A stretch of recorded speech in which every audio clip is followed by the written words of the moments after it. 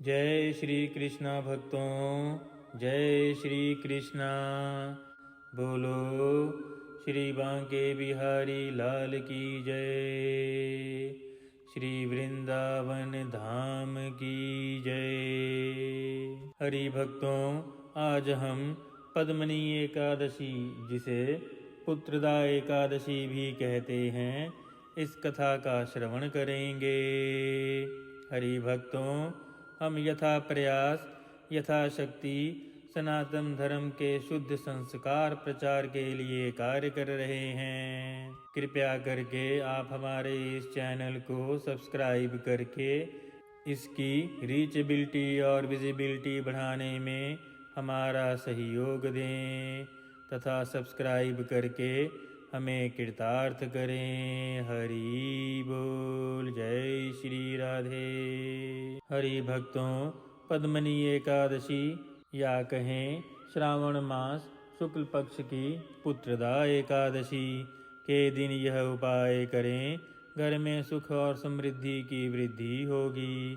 पद्मनी एकादशी का व्रत अधिक मास में रखा जाता है।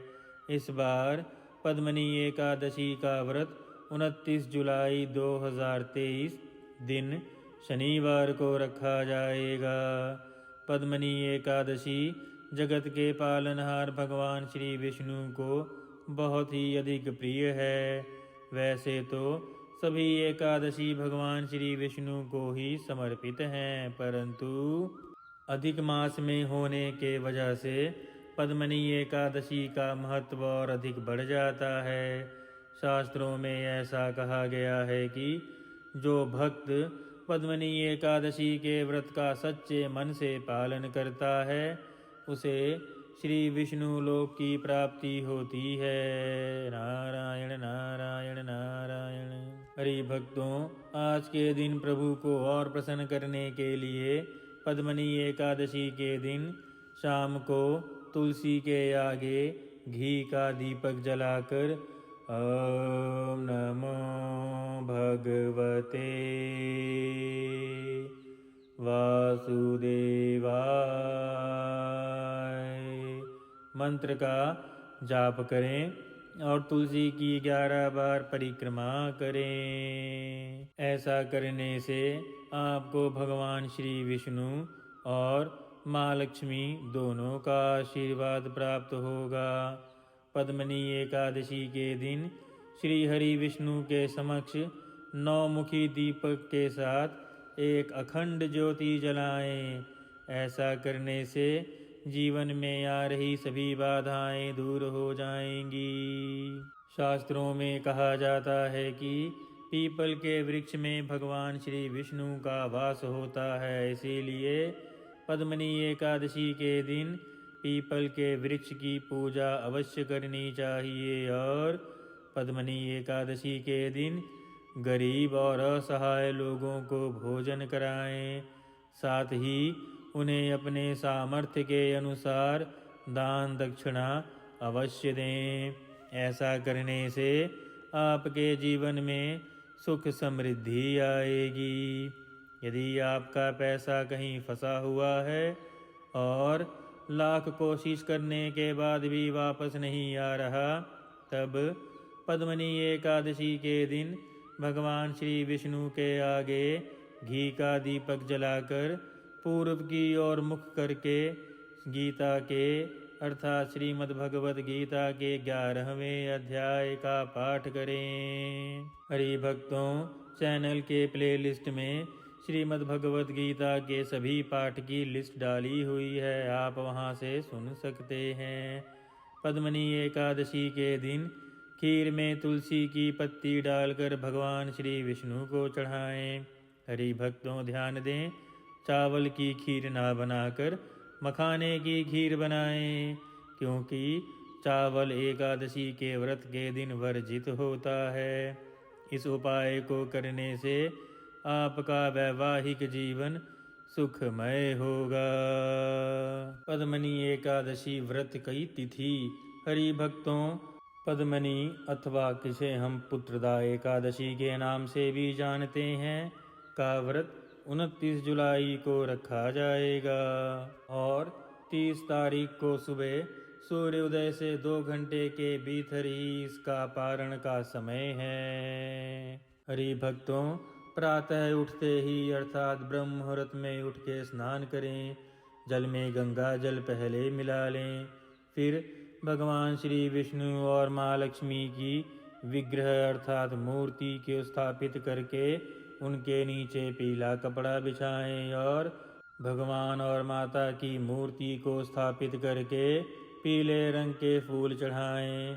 धूप, घी, अक्षत, चंदन और दूर्वा अर्पित करें और इसके साथ ही पूजा करें और व्रत का संकल्प लें। प्रिय भक्तों, आइए अब हम श्रावण मास की शुक्ल पक्ष की पुत्रदा अर्थात पद्मनी एकादशी की कथा का महात्म्य का श्रवण करते हैं। यह श्रवण पद्म पुराण में एकादशी महात्म्य से लिया गया है।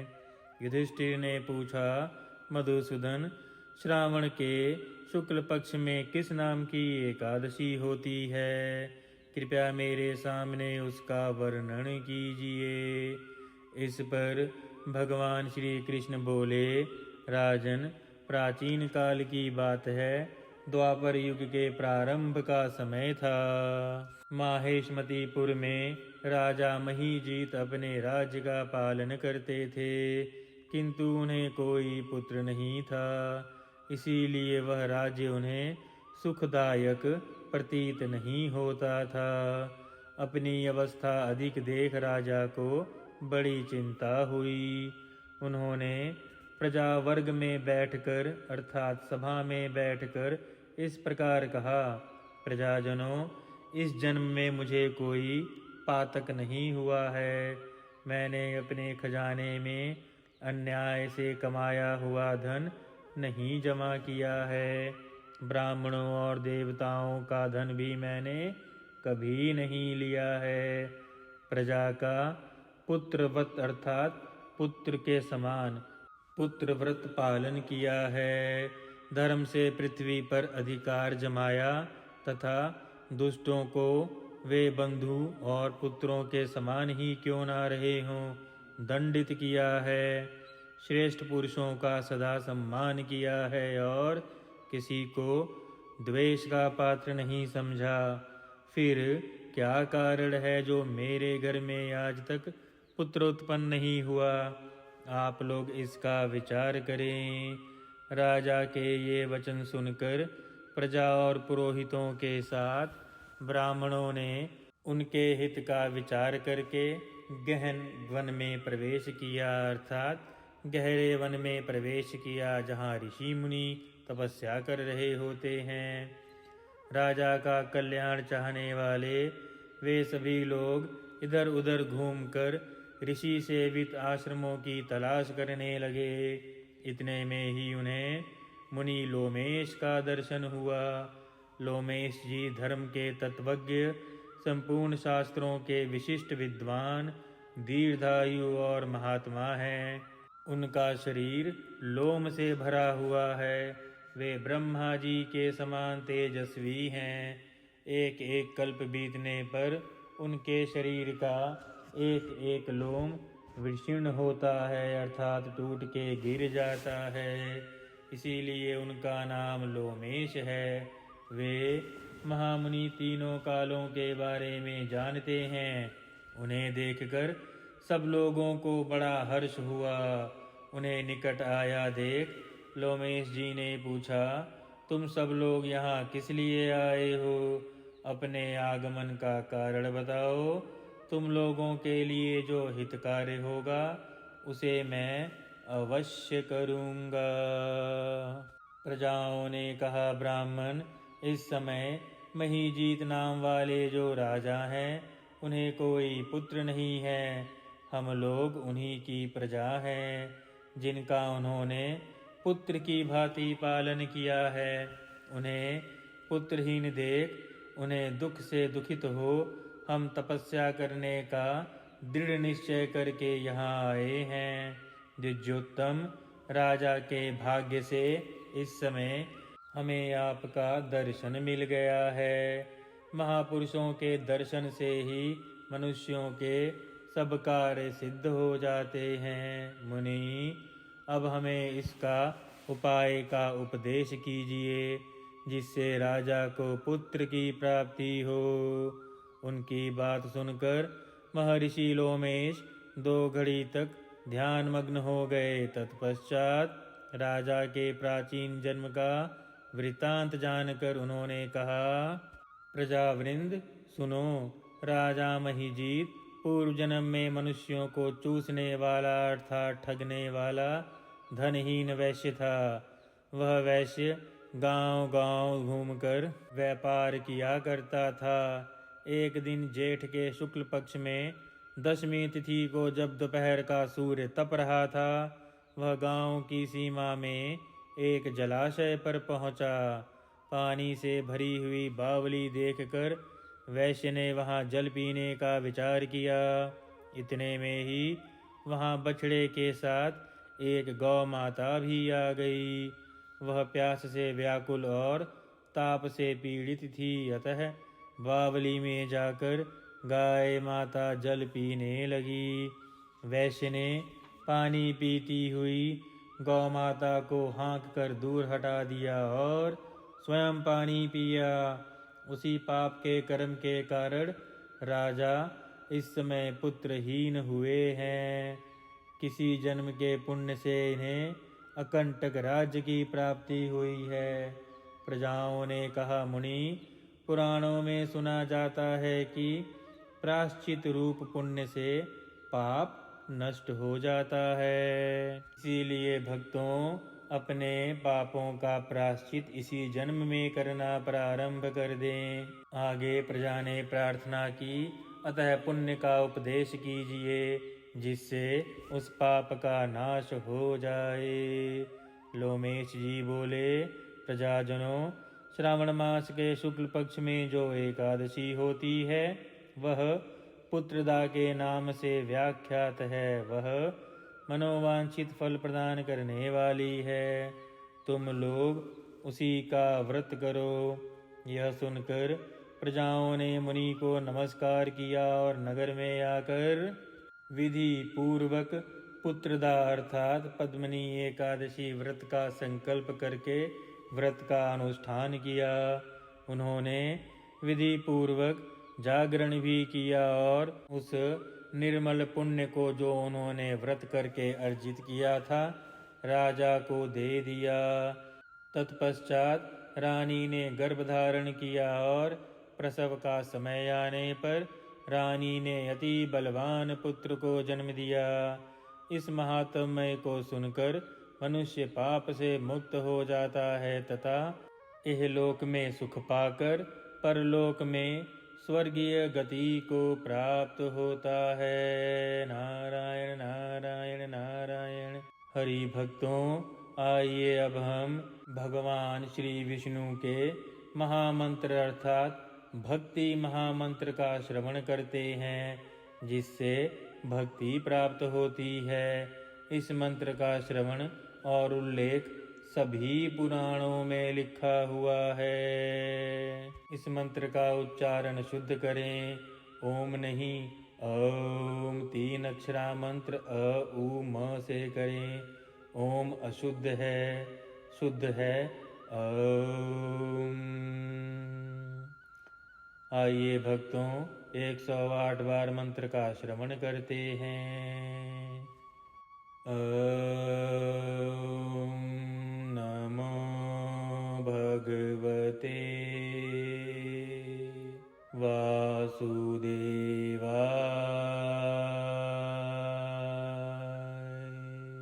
ओम नमो भगवते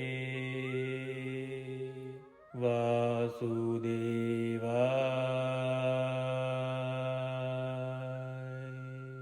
ओम नमो भगवते वासुदेवाय।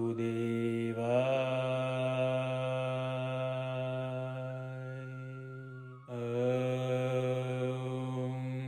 नमो भगवते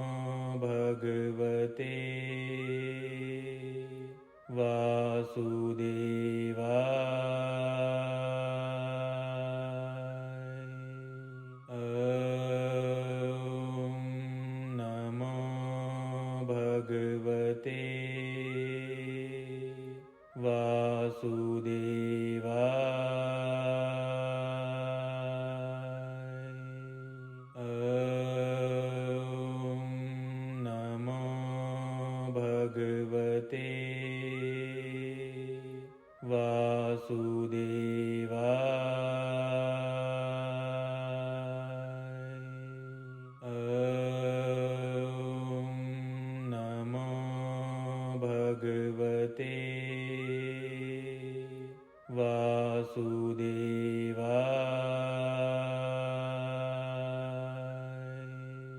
ॐ नमो भगवते वासुदेवाय।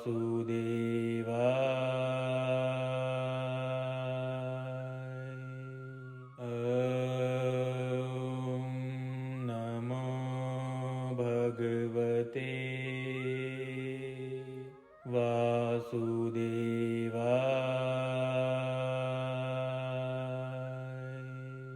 ॐ नमो भगवते वासुदेवाय।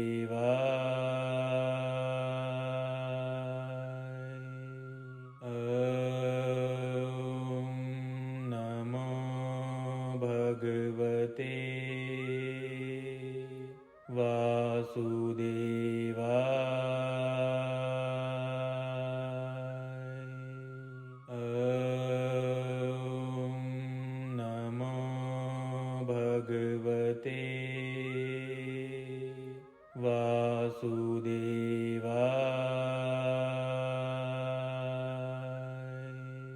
ॐ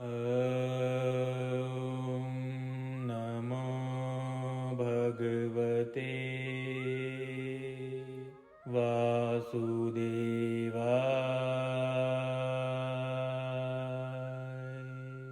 ॐ नमो भगवते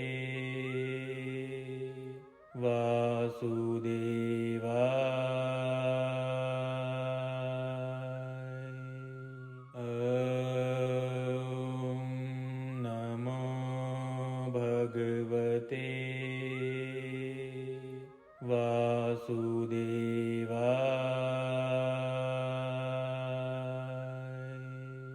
ॐ नमो भगवते वासुदेवाय।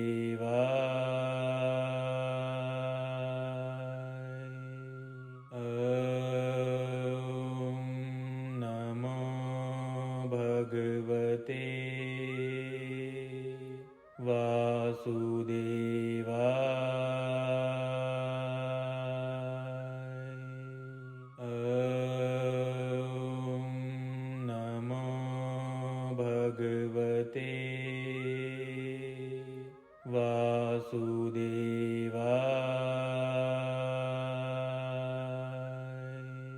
ॐ नमो भगवते वासुदेवाय।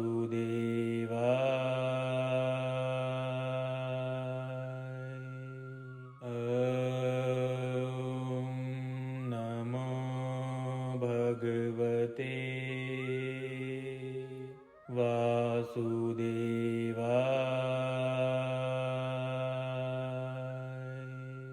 ॐ नमो भगवते वासुदेवाय।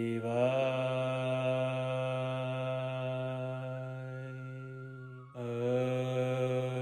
ॐ नमो भगवते वासुदेवाय।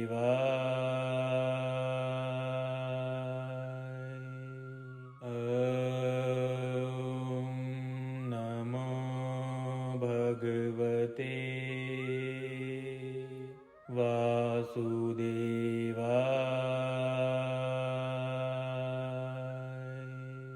ॐ नमो भगवते वासुदेवाय।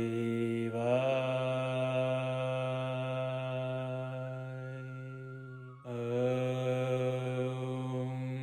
नमो भगवते वासुदेवाय।